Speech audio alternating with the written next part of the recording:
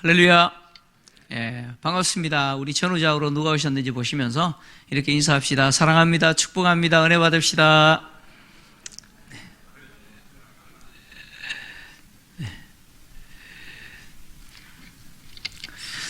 벌써 2월 마지막 주입니다. 이제 아이들은 개학을 해야 되고요. 개학을 해야 되고 또 조만간 나무도 싹을 틔울 것 같습니다. 제가 무슨 생각을 했냐면 우리 환경이 어떻든 간에 시간은 지나는구나. 지나는구나. 여러분, 이 불편한 환경 곧 끝날 것 같습니다. 그죠? 백신 접종 이제 시작을 됐는데 조금만 인내하시고 견뎌 주시기를 바랍니다. 그래서 교회 회복을 위해서 여러분 계속해서 또 기도해 주시기를 부탁을 드립니다. 지금 바울이 탄 배가 유라굴로 광풍을 만나서 지금 표류하게 되었습니다. 열흘 이상의 표류를 통해서 지금 이 배에 타고 있는 사람들은 죽을 위기에 처해 있습니다. 배가 난파되고 파손될 위기에 처했죠. 구원의 여망마저도 다 없어져 버린 그 절박한 환경 속에서 하나님은 바울에게 하나님의 사자를 보내시고 구원을 약속하셨습니다. 하나님이 바울에게 주신 약속은 바울이 반드시 로마 황제인 가이사 앞에 서게 될 거다라고 하는 것이죠. 그리고 이 배에 타고 있는 모든 사람들을 바울에게 주셨다라고 하는 내용이죠. 이 구원의 소식을 바울은 이 배에 타고 있는 모든 사람들에게 알렸습니다. 그래서 사람의 생명은 한 생명도 해를 당하지 않을 것이다. 오직 배만 해를 당할 거다. 이렇게 말하면서 우리가 반드시 한 섬에 걸릴 것이다. 한 섬에 도착하게 될 거다. 그렇게 말했죠. 바울이 한 말 그대로 이제 이루어지기 시작합니다. 마침내 14흘째 되는 날 밤에 이 배가 아드리아 바다를 이리저리 쫓겨가다가 자정쯤 되어서 선원들이 자신들이 지금 알지 못하는 어떤 육지 쪽으로 가까워지고 있다라고 하는 것을 느낍니다. 지금 배가 점점 육지 쪽으로 가고 있다라고 하는 것을 느꼈습니다. 지금 바울이 타고 있는 이 배가 표류하고 있는데 아드리아 바다에서 이리저리 쫓겨다녔다라고 하는 이 말은 이 배가 표류하고 있는 지점이 어딘지를 정확하게 이야기하는 거죠. 이 배가 표류하고 있는 지점이 어디입니까? 아드리아 바다입니다. 아드리아 바다입니다. 누가가 말하고 있는 이 아드리아 바다는 오늘날 세계 지도를 보시면 아드리아 해라고 있어요. 그 아드리아 해와는 다릅니다. 아드리아 해는 그리스 반도와 이탈리아 반도 사이에 있는 바다를 아드리아 해라고 부릅니다. 근데 지금 누가가 말하고 있는 아드리아 바다는 그 아드리아 해가 아니라 지중해를 이야기합니다. 근데 지중해를 이야기하는데 특히 지중해 서북쪽을 이야기합니다. 지중해 서북쪽을 이야기하는데 1세기 당시 아드리아 바다 그러면 그 바다가 어디를 이야기하느냐? 바로 이 그레데 섬에서 이탈리아 반도 아래쪽에 보면 큰 섬이 있습니다. 오늘날 시칠리아라고 하는 섬이에요. 이 섬 사이에 있는 바다를 아드리아 바다라고 1세기는 불렀습니다. 그래서 고대 문헌들을 보면 지중해 중앙을 아드리아 바다라고 표현하기도 하고 그리고 2세기 수학자이면서 지리학자로 유명했던 프톨레마이오스라고 하는 유명한 사람이 있습니다. 여러분 혹시 들어보신 적도 있을 거예요. 프톨레마이오스. 이 사람이 지리학자인데 수학자이면서도 지리학자인데 이 사람은 2세기에 이미 아드리아 해와 지중해를 분리해서 지중해를 뭐라고 불렀느냐? 아드리아 바다 또는 하드리아 바다라고 불렀습니다. 그러니까 지금 누가가 아드리아 바다라고 표현한 것은 지중해 서북쪽 지역, 그 지역에서 지금 배가 표류하고 있었다 그런 이야기입니다. 이제 다음 본문을 보시면 이 배가 도착한 곳이 바로 멜리데라고 하는 섬입니다. 이 멜리데라고 하는 섬인데 오늘날 이 섬은 몰타라고 하는 섬이에요. 몰타라고 하는 섬인데 시칠리아에서 아래쪽으로 대략 한 80km 정도 떨어진 섬입니다. 그러니까 지금 바울이 탄 이 배가 무려 열흘 이상, 그리고 오늘 본문에서 보니까 열나흘째 되는 날이니까 14일 이상을 지금 풍랑에 지금 시달리고 있었던 거죠. 근데 이 배가요, 무려 얼마나 지금 이 그레데에서 떠밀려 갔느냐? 무려 776km나 떠밀려 갔습니다. 776km입니다. 여기서 부산까지가 얼마나 되죠? 여기서 부산까지 얼마 됩니까? 한 600km 됩니까? 안 되죠. 400 얼마 정도 될 거예요. 그죠? 그러니까 지금 이 배가 무려 바다에서 풍랑에 고통하면서 막 뒤집힐 듯이 그 경로하는 바다와 싸우면서 무려 776km 정도를 지금 떠내려간 거예요. 떠내려간 거예요. 근데 놀라운 사실은 뭐냐면 이 배가 이렇게 멀리 떠내려갔는데 이렇게 지금 떠내려간 이 지점이 정상적으로 애굽에서 생산된 곡물을 로마까지 운송하는 화물선이 가는 정확한 길이라는 거예요. 다시 말씀드립니다.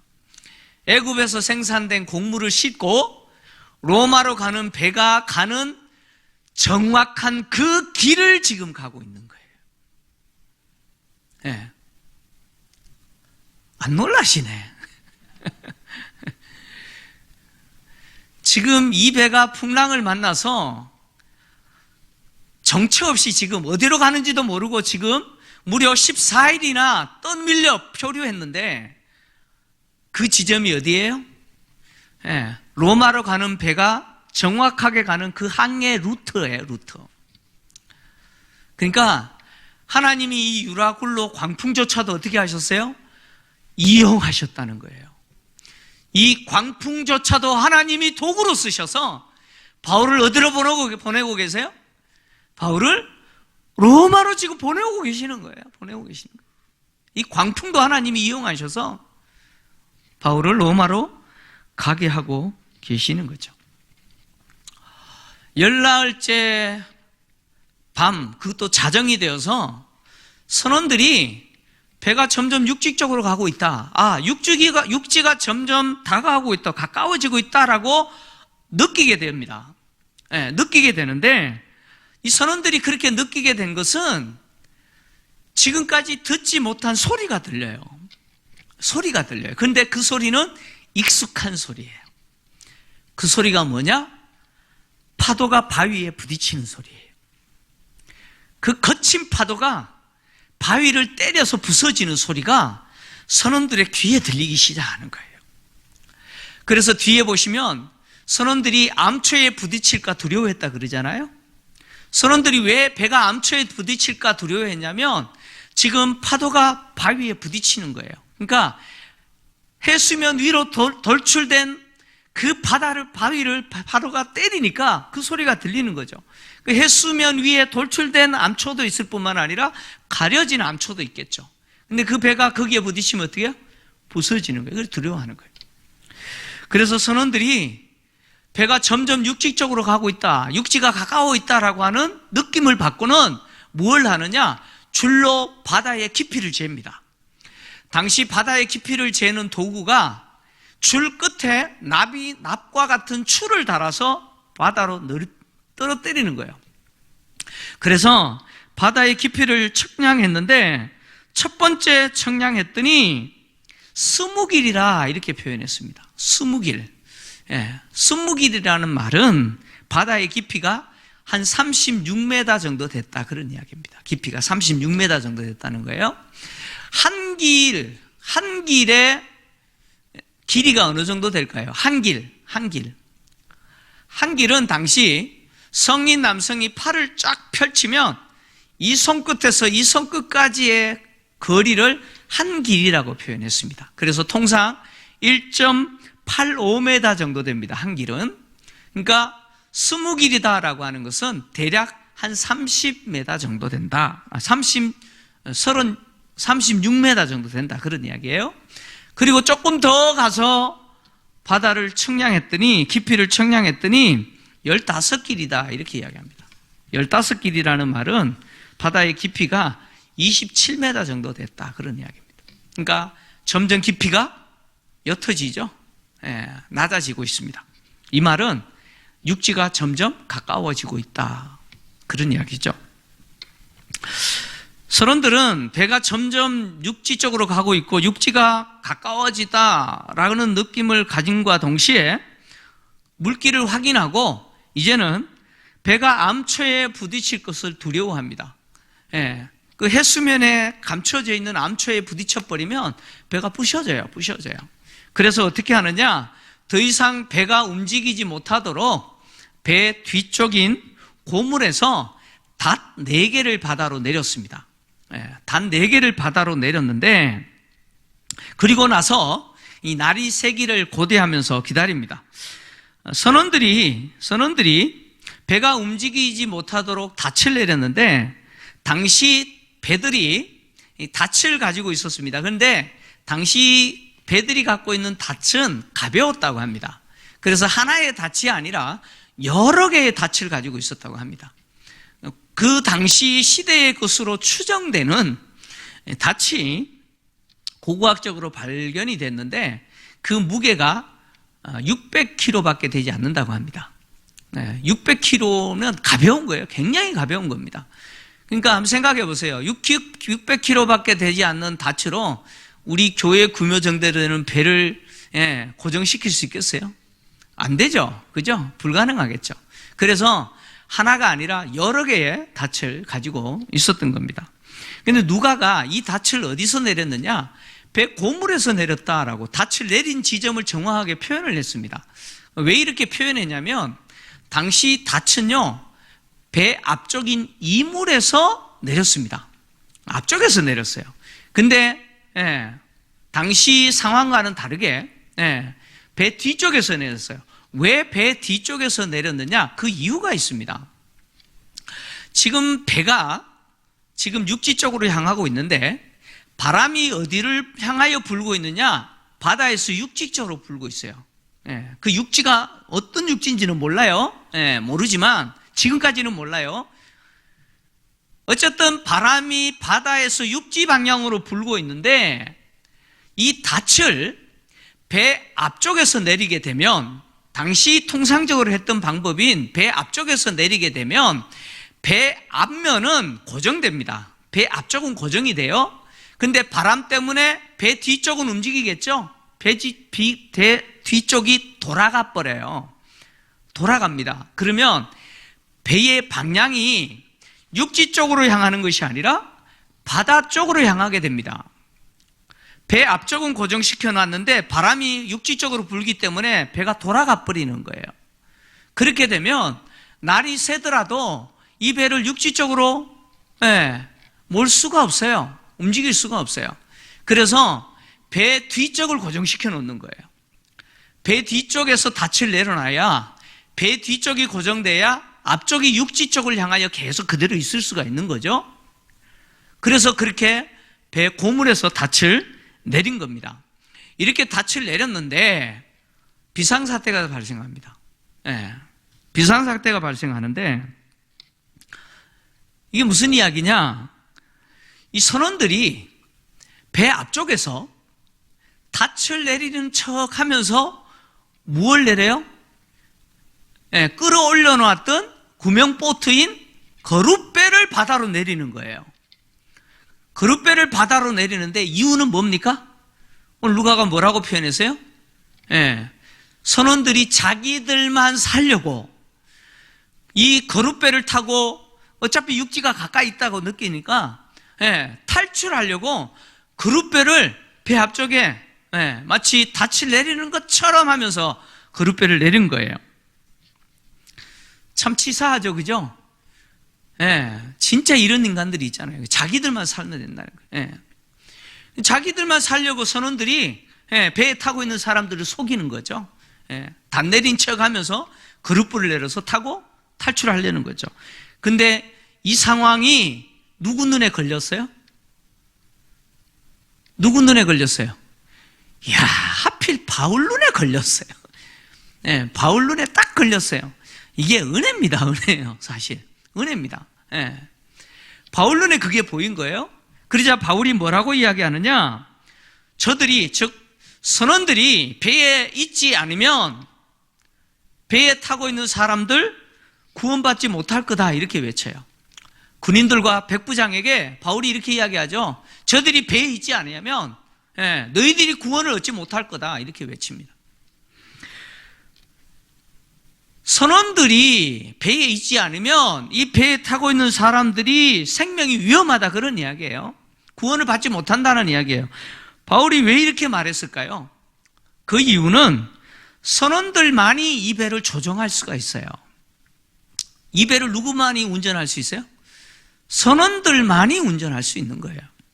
근데 선원들이 다 탈출해버리고 나면 날이 새도 이 배 움직일 수 있어요, 없어요? 있습니까? 아무도 못합니다. 그러면 이 배에 타고 있는 사람들은 구원을 받지 못하죠. 배가 비록 위험하지만 선원들이 여전히 이 배에 남아있다면 날이 새고 나면 이 배를 육식적으로 더 가까이 어떻게 해요? 움직일 수가 있죠. 움직일 수가 있습니다. 어떻게든 간에 육지와 더 가까이 갈 수가 있어요. 그러니까 선원들이 반드시 있어야 된다는 거예요. 그러자 이 바울의 말을 들은 군인들이 어떻게 하느냐, 이 거룻배의 줄을 끊어버려요. 거룻배의 줄을 끊었다는 말은 뭐냐면 그 거룻배를 버려버렸다, 그런 이야기입니다. 그냥 바다에 떠내려가도록 그냥 버려버렸다, 그런 이야기죠. 근데 사실 군인들이 거룻배의 줄을 끊었지만 누가 끊으라고 명령했을까요? 백부장이 명령했겠죠. 이 배의 총책임자 아닙니까 지금? 백부장이 끊어버리라고 명령했을 거예요. 그러니까 백부장이 왜 거룻배를 끊어버리라고 했을까? 사실 거룻배의 줄을 끊어버린다는 것은 굉장히 위험한 겁니다. 왜 위험하냐면 항이 만들어져 있지 않는 육지로 이 배가 갈 때 이 배는 그 육지에 댈 수가 없어요. 접항할 수가 없습니다. 그때 이 배에 탄 사람들이 육지로 가기 위해서는 반드시 구명보트와 같은 이 거룻배를 타고 가야 됩니다. 그런 용도로 이 배를 사용하는 거예요, 거룻배는. 근데 지금 거룻배를 바다에 버려버렸어요. 그러면 이 배를 타고 있는 사람들은 거룻배를 타고 육지로 갈 일이 있어요, 없어요? 있습니까? 없습니다. 못 갑니다, 이제. 육지로 못 가요. 그러니까 이 거룻배를 버린다는 것은 이거 보통 쉬운 일이 아니에요. 굉장히 위험한 결정을 한 거예요. 그럼에도 불구하고 왜 백부장이 거룻배의 줄을 끊어서 거룻배를 버리게 했을까요? 그것은 거룻배가 그대로 있는 경우 선원들은 언제든지 탈출할 거예요. 그렇지 않습니까? 선원들은 또 탈출을 시도할 수 있을 거예요. 그래서 바울의 말대로 선원들을 그 배에 그대로 두기 위해서는, 선원들이 배에 그대로 남아 있도록 하기 위해서는 거룻배를 버리는 게 좋다고 판단한 거예요. 그래서 버려버리는 거예요. 선원들이 탈출하지 못하도록. 지금 백부장이 바울의 말을 듣고 정말 이 배에 타고 있는 사람들이 살기 위해서는 반드시 필요한 그 거룻배를 버리면서까지 바울의 말을 들어요. 그러니까 지금 이 백부장이 얼마나 바울의 말을 신뢰하고 있는지를 보여주죠. 바울의 말을 신뢰하고 있습니다. 그러니까 백부장의 입장에서는 그럴 수밖에 없죠. 왜냐하면 백부장이 바울의 말을 듣지 않았기 때문에 지금 이 일을 겪고 있잖아요. 그레데 섬에서 바울이 했던 말이 뭡니까? 이 항해가 화물과 배뿐 아니라 사람의 생명까지도 타격과 많은 손해를 끼치리라 했잖아요. 근데 백부장은 선주와 선원의 말을, 선장의 말을 바울의 말보다 더 믿었잖아요. 선주와 선장의 그 지식과 경험, 그거 더 믿었잖아요. 결국 바울 말 듣지 않아서 이 죽을 고생하고 있는 거죠. 그리고 또 더하여서 구원의 여망마저도 없어진 그 상황에서 바울이 했던 말이 뭡니까? 하나님이 우리를 구원하실 거다. 하나님이 구원하실 것이다. 그래서 우리 배가 반드시 한 섬에 걸릴 것이다 했던 말대로 지금 어때요? 되고 있잖아요. 되고 있잖아요. 그래서 점점 육지가 가까워오고 있잖아요. 그러니까 백부장의 입장에서 지금 상황에서 바울의 말을 전적으로 믿는 것이 사는 길이라는 것을 아는 거죠. 그래서 그릇배까지 버려버리는 거예요. 버려버리는 거예요. 바울은 날이 점점 새가자 여러 사람들에게 음식을 먹어라 라고 권합니다. 바울은 이렇게 이야기하죠. 너희가 기다리고 기다리며 먹지 못하고 줄인 지가 오늘까지 열나흘이라.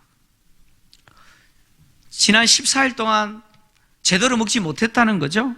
이 기다리고 기다리며 먹지 못했다는 말은 지난 14일 동안 이 풍랑과 치열하게 싸웠다는 거죠.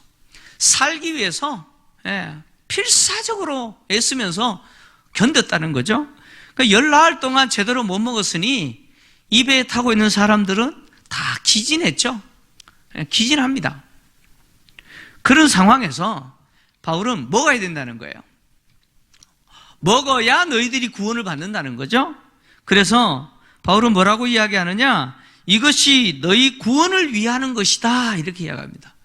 너희 구원을 위해서는 먹어야 된다는 거죠. 먹어야 된다는 거예요. 그래서 음식을 먹고 기운을 차려야 육지로 갈 수 있다는 거예요. 육지로 갈 수 있다는 거예요. 우리 성도님들 가운데 건강을 위해서 수영하시는 분들이 있죠. 수영하시는 분이 있어요.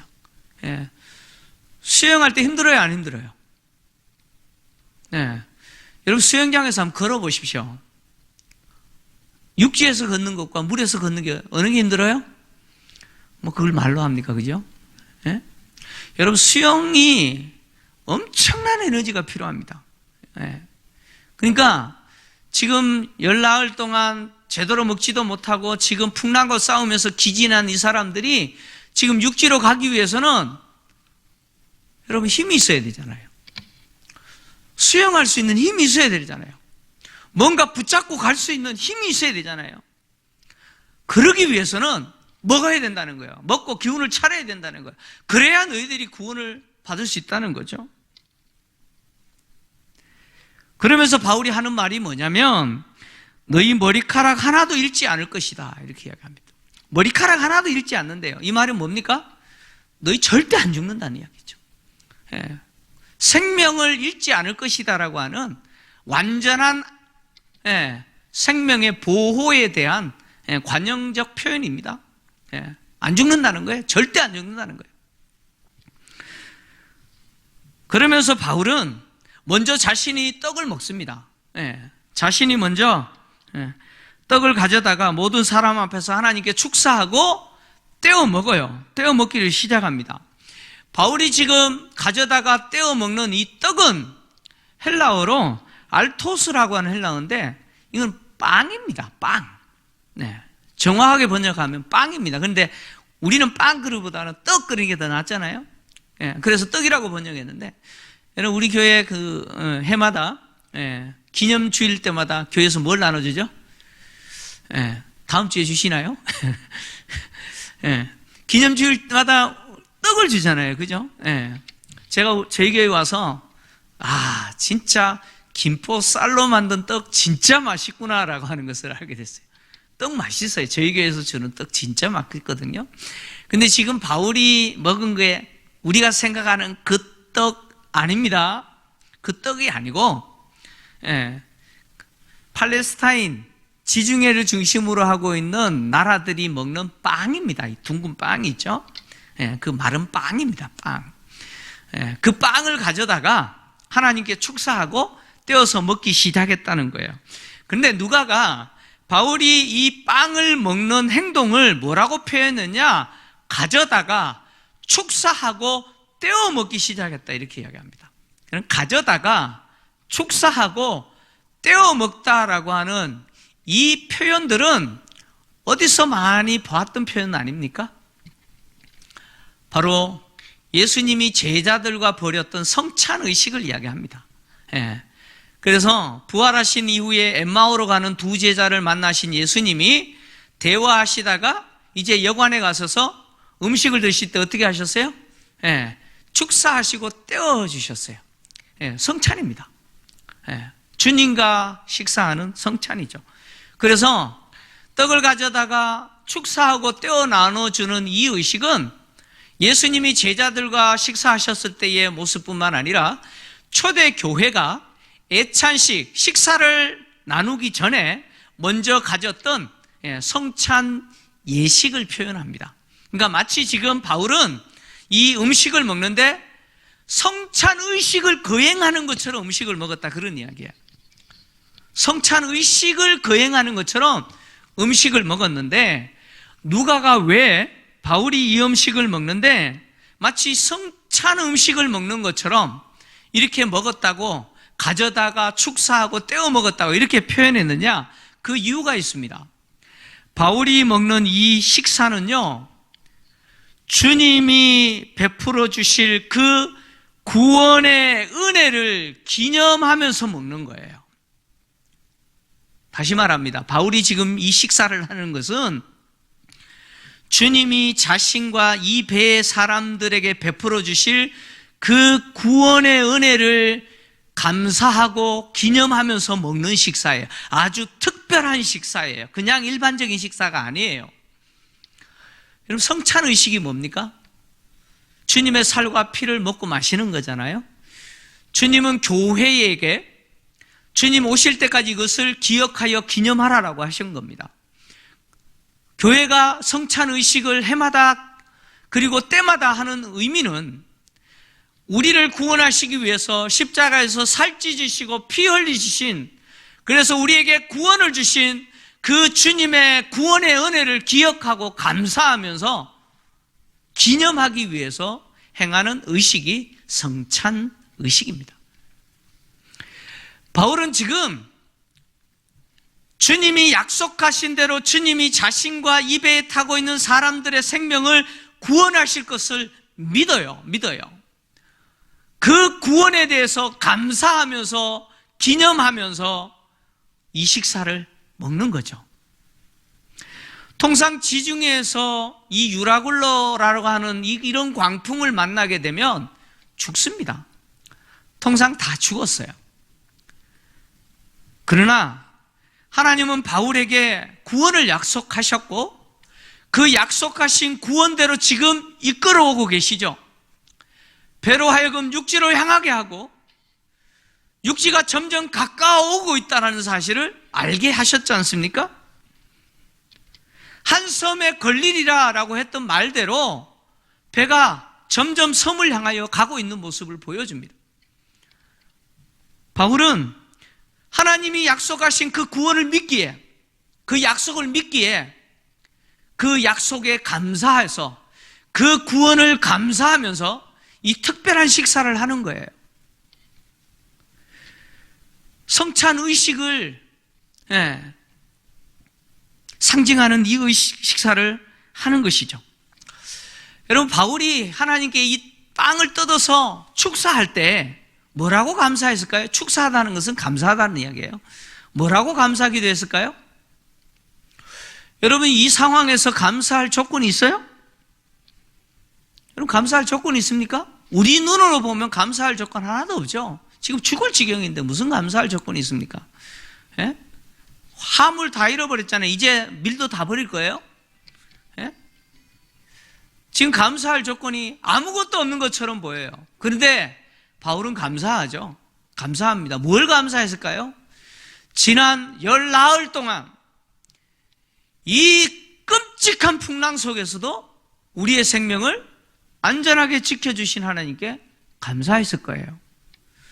그리고 나와 이 배에 타고 있는 생명 한 사람도 죽지 않을 거라고 약속하셨고 그 약속대로 지금 배가 육지를 향하여 갈 수 있도록 지금 이끌어오고 계시는 그 하나님의 섭리의 손길에 감사했을 거예요. 그리고 약속하신 대로 나와 이 배에 타고 있는 모든 생명 반드시 건져주실 겁니다. 그리고 그 약속대로 건져주십시오 라고 감사하며 기도했을 겁니다. 저 같으면 그렇게 기도했을 거예요. 아마 바울도 그렇게 기도했지 않겠습니까? 바울이 행한 것은 온전한 예식으로서 성찬 예식은 아닙니다. 예.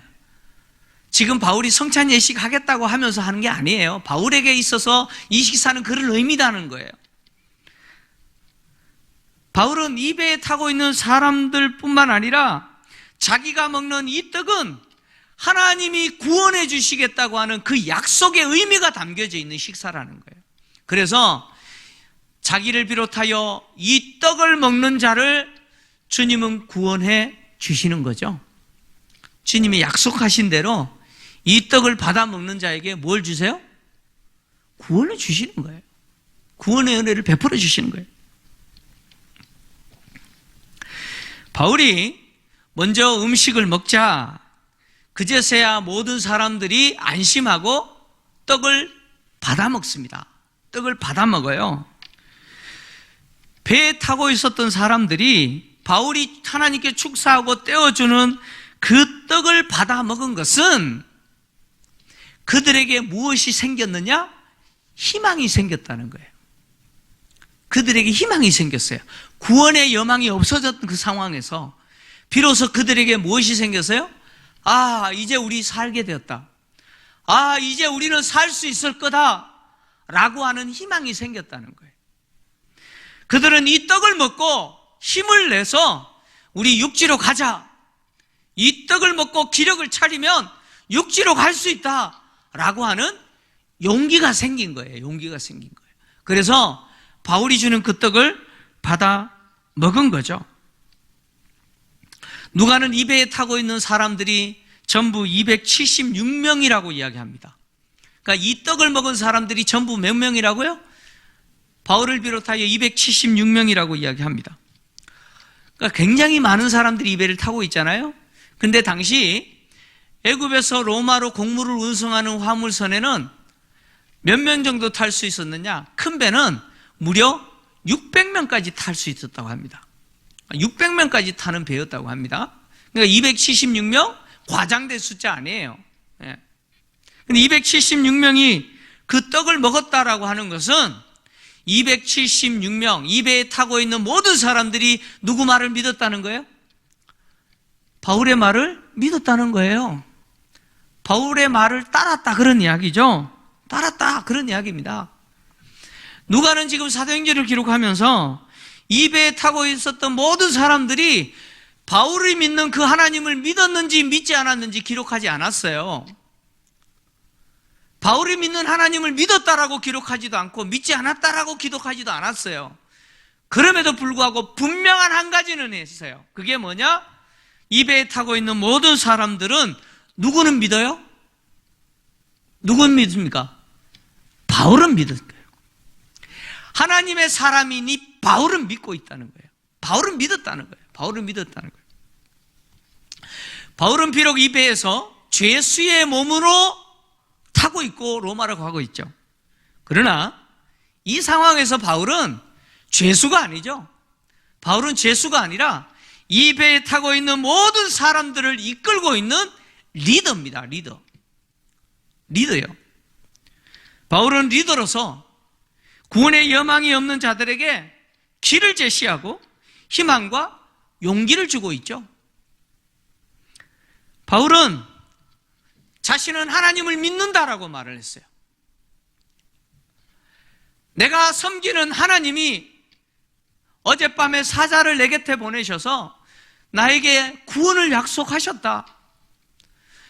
나는 하나님이 말씀하신 대로 될 줄을 나는 믿는다. 나는 하나님을 믿는다라고 했지 않습니까? 바울은 자신이 믿는 대로 행동하고 있습니다. 바울은 어떤 사람이냐? 믿는 대로 행동하는 사람이에요. 바울의 이런 모습은 그 바울을 보는 사람들로 하여금 바울의 믿음을 보게 하죠. 바울을 보는 사람들로 하여금 바울이 가진 그 믿음을 보게 합니다. 그리고 그 믿음을 통해서 뭘 가지게 하느냐? 희망과 용기를 얻게 하고 있죠. 바울은 그들에게 희망과 용기를 주고 있어요. 그리스도인들이 세상에서 해야 될 역할이 이런 거죠. 그리스도인들은 위기 중에 빛을 발하는 사람입니다. 그리스도인들은 위기 상황에서 그 존재의 가치를 드러내는 사람이죠. 여러분, 성도의 가치 위기 순간에 드러납니다. 내가 믿음의 사람인지 믿음의 사람이 아닌지 언제 알게 되느냐? 위기를 만났을 때 알게 됩니다. 평상시에는 내가 믿음이 좋은 것처럼 여겼는데 위기 순간이 딱 닥치니까 내가 그렇게 좋다고 생각했던 믿음이 하나도 없다는 거 발견하는 경우들이 있어요, 없어요? 예. 사실 없으면 감사하죠. 아, 나 역시 믿음 사람이구나. 예. 그러면 좋겠는데 위기 딱 닥치면요, 그렇게 믿음 좋았다고 생각하는 사람이 믿음이 없는 말을 할 때가 있어요. 믿음이 없는 행동을 할 때가 있어요. 평안할 때는 믿는 사람이든 믿지 않는 사람이든 그리스도인이든 비그리스도인인지 잘 구별이 안 돼요. 그러나 위기가 발생하면, 어려움이 닥치면 그리스도인과 비그리스도인은 선명하게 구별됩니다. 구별돼요. 모두가 절망하고 삶의 소망까지 포기하는 그 순간이 되면 그리스도인은 뭘 잡아요? 그 순간에 그리스도인들은 뭘 잡아요? 믿음을 붙잡습니다. 그 순간에 믿음을 붙잡아요. 그 순간에 주님을 붙잡아요. 주님을 믿는 믿음을 붙잡아요. 그리고 그 믿음이 역사하는 것을 보게 되죠. 그 믿음이 역사하고 그 믿음대로 일하시고 역사하시는 하나님을 보게 됩니다. 그게 그리스도인들이에요. 성도죠, 성도. 왜 하나님은 그리스도인들에게 이런 위기를 주실까요? 그냥 평안하면 얼마나 좋습니까? 그죠? 근데 왜 이런 그리스도인들에게 이 위기의 순간을 주실까요? 그것은 바울이 이 유라굴로 광풍을 만난 이야기와 똑같습니다. 똑같아요. 시편 107편을 기록한 시인은 이렇게 기록했습니다. 시편 107편 23절에서 31절, 좀 긴 내용이지만 같이 읽겠습니다. 시작. 배들을 바다에 띄우며 큰 물에서 일을 하는 자는 여호와께서 행하신 일들과 그의 기이한 일들을 깊은 바다에서 보나니 여호와께서 명령하신즉 광풍이 일어나 바다 물결을 일으키는도다. 그들이 하늘로 솟구쳤다가 깊은 곳으로 내려가나니 그 위험 때문에 그들의 영혼이 녹는도다. 그들이 이리저리 구르며 취한 자같이 비틀거리니 그들의 모든 지각이 혼돈 속에 빠지는도다. 이에 그들이 그들의 고통 때문에 여호와께 부르짖으매 그가 그들의 고통에서 그들을 인도하여 내시고 광풍을 고요하게 하사 물결도 잔잔하게 하시는도다. 그들이 평안함으로 말미암아 기뻐하는 중에 여호와께서 그들이 바라는 항구로 인도하시는도다. 여호와의 인자하심과 인생에게 행하신 기적으로 말미암아 그를 찬송할지로다. 아멘. 여러분, 시편 107편의 시인이 기록한 이 이야기, 지금 누가 겪는 이야기예요? 하늘로 솟구쳤다가 바다 깊이 떨어졌다가 이리 뒹굴고 저리 뒹굴고 마치 술 취한 사람처럼 뒹굴고 마치 영혼이 혼돈 속에 영혼이 녹는 것처럼 고통당하는 이 상황, 지금 누가 겪고 있어요? 지금 이 배에 타고 있는 사람들이 겪은 거 아닙니까? 지금 열나흘 동안 겪었던 일 아닙니까? 왜 하나님이 이런 일을 주시나요? 31절 여호와의 인자하심과 인생에게 행하신 기적으로 말미암아 그를 찬송할지로다. 찬송할지로다. 이 배에 타고 있는 사람들, 바울을 통해서 누구를 봅니까? 이 풍랑을 통해서 일하고 계시는 하나님을 봅니다. 이 풍랑을 통해서 역사하시는, 인생들의 생명을 건져주시는 그 하나님을 보는 것이죠. 그를 찬송할지어다 라고 하는 이 말은 인생들에게 행하신 그 하나님의 기적과 같은 역사, 그것을 증언하고 하나님께 영광을 돌려라, 그런 이야기죠. 하나님께 영광을 돌려라. 그리스도인들이 세상에 해야 될 역할이 바로 이런 역할입니다. 바울을 통해서 배에 타고 있었던 모든 사람들이 바울의 믿음을 보면서 역사하시는 하나님을 보았던 것처럼 세상 속에서 우리가 해야 될 역할은 우리의 믿음을 세상 사람들이 보게 하는 것이죠. 내가 믿는 그 믿음을 우리 가족이 보게 하고 나의 동료가 보게 하고 나의 친척들이 보게 하는 거죠. 그래서 세상 사람들 하여금 내가 가진 그 믿음을 보면서 하나님을 보고 하나님의 역사와 하나님의 일하심을 보게 해야 됩니다. 여러분 보게 하셔야 돼요. 그게 우리의 역할이고 나를 그리스도인 삼으신 이유입니다. 코로나라고 하는 이 엄청난 풍랑 속에서 하나님이 우리에게 기대하시는 것은 우리가 믿음대로 행동하고 믿음대로 사는 것을 통해서 세상 사람들로 하여금 우리의 믿음을 통해서 하나님이 역사의 주인이시고 이 거친 풍랑 가운데 일하시는 분, 우리의 생명을 건져주시는 분이라는 사실을 보게 만드는 거예요.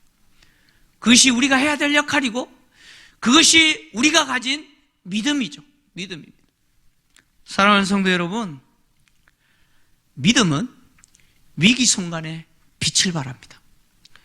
여러분들의 믿음이 이 위기 상황에서 빛을 발하고 여러분들의 가족과 여러분의 동료와 이웃들이 우리가 가지고 있는 믿음을 보고 하나님을 바라보고 하나님의 역사를 보고 하나님이 이 세상의 주인 되심과 우리를 구원하시는 유일한 분이라는 사실을 보게 되는 은혜가 있기를 주의 이름으로 축원합니다.